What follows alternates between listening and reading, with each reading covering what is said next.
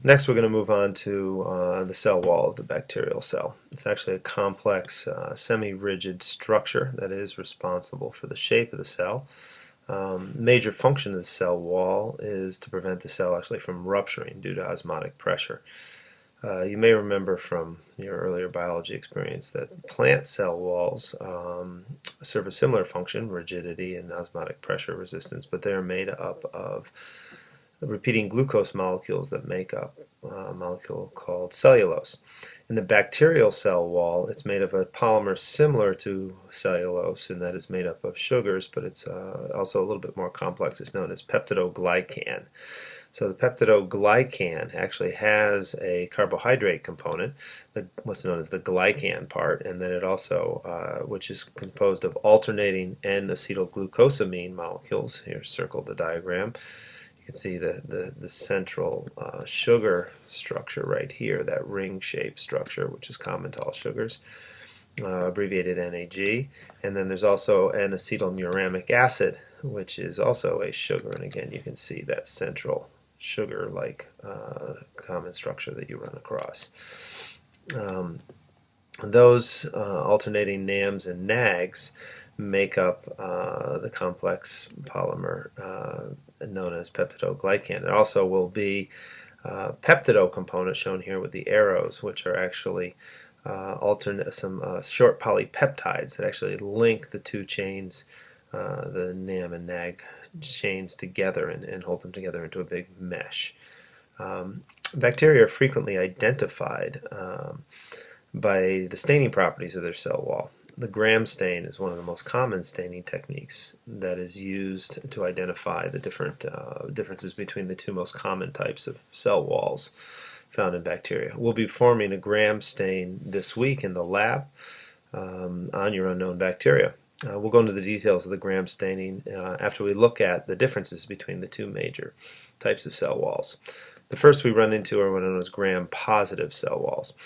Gram-positive bacteria have a thick layer of peptidoglycan that can be seen in the diagram here with their alternating NAMs and NAGs. It's outside the plasma or cell membrane, which is shown here, right, the plasma or cell membrane.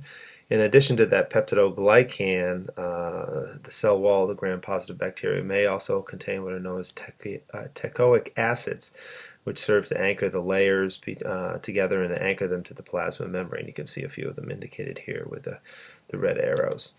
So Gram-positive cell wall is pretty simple, thick peptidoglycan layer anchored with the teichoic acids. Gram-negative cells tend to be a little more complex, the cell wall. It's composed of several layers. There is the peptidoglycan layer, just like there is in the Gram-positive cells, but you can see it's much thinner and it doesn't have the cross bridges, those peptide cross bridges. There are instead lipoproteins, that bind the peptidoglycan layer to the outer membrane. Outside the peptidoglycan layer is a second membrane, the outer membrane, that is composed of three different molecules predominantly: the phospholipids, the lipopolysaccharides, and porin proteins. Phospholipids are the ones that are in typical membranes inside all of our cells, right? So they are the same, the phosphate head and the lipid tail. The porin proteins provide channels through the outer membrane for the passage of nucleotides, sugars, amino acids, vitamins, other molecules that are needed by the cell, and some antibiotics also will travel through the porin proteins. The lipopolysaccharides are themselves made up of two parts. The O polysaccharide serves as an antigen or a cell surface marker. Here's where we saw that O157 in the E. coli O157H7. That O157 refers to a version of the O polysaccharide. The O104 in the E. coli O104H4 obviously has a different version of that O polysaccharide.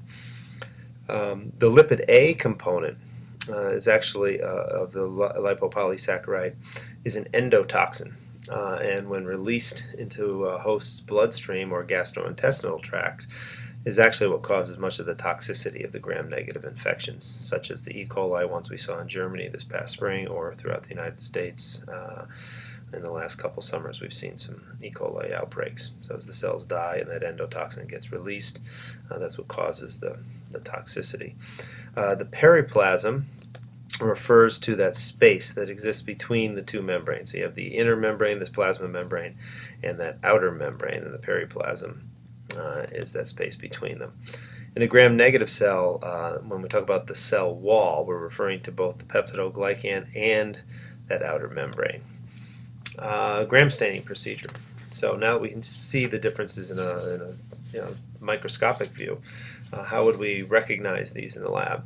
Gram stain is actually a pretty simple process that will allow for pretty easy determination of this type of cell wall present, as well as help you figure out the shape and arrangement that we've been looked at before.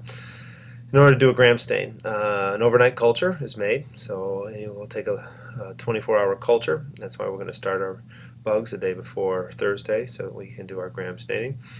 And then that loopful is transferred to a slide, and it's heat fixed onto the microscope slide.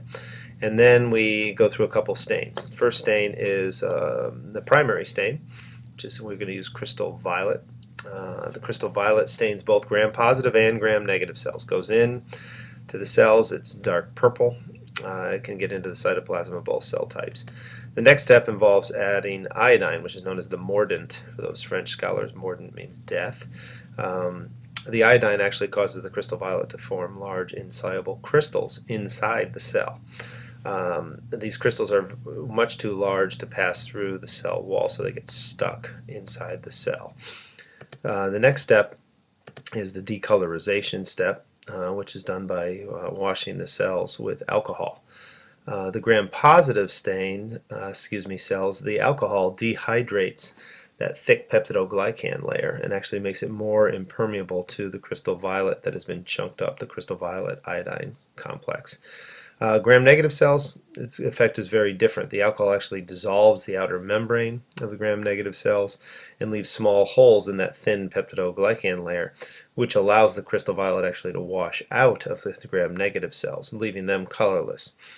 In the final step, if we wanted to see the gram-negative cells, we would have to use what's known as a counter stain, something to stain that is not going to overcome the purple, but will be able to be visible. We use a stain called safranin, which is pink.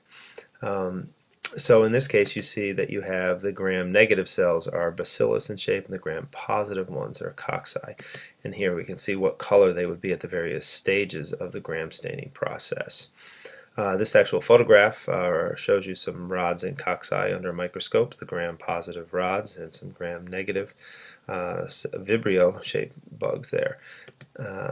This last slide summarizes the major differences between the two cell types.